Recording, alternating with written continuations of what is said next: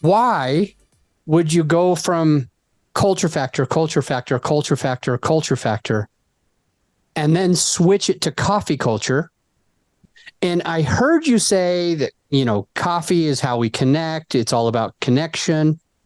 But what I'm curious about is, do you think that people who are looking for a podcast about coffee now are more likely to listen to your 5th season than they would your right avatar, from seasons 1 through 4? So that is a multifaceted and good question. So I want to make sure I answer all of it. So I am a diverse individual. I have a lot of ideas and passions and things that I find very interesting. And I think you're one of those people, and I'm sure your listeners are that type of person.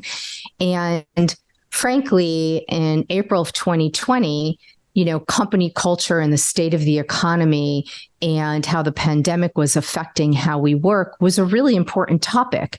It's not so much now. People don't want to have that same conversation now. When I was having the conversation about NFTs and blockchain, it was all over the internet. It was the culture. It was the conversation. And so I did my best to educate myself and other people on what that was all about in the moment.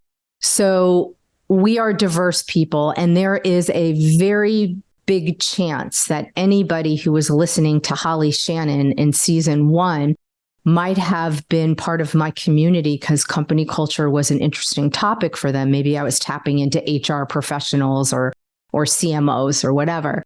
And it's quite likely that those same people did not come along for the ride when I hit season 5 and I was talking about, coffee and connection and all of that. But I think that podcasts that evolve, like you evolve, like I evolve, makes sense if people enjoy who you are, your way of thinking, and how you bridge each season. I can't change the fact that I am a multifaceted person. I never did just study one thing and stay on that track. It's not who I am.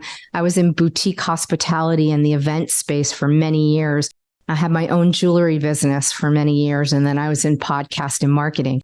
They couldn't be more different. And I think a lot of people out there have zigged and zagged in their entrepreneurial career. So yes, it was a gamble to shift the name and to shift the niche. And yes, it was not probably talking to the same avatar. But interestingly, I was able to maintain my global rank throughout it. So I think that there are more people out there that are interested in a diversity of topics than you drilling down on just that one niche all the time. I think there's some of us that exist out there that are moving with culture. What's happening in the zeitgeist? I want to know. That's just who I am.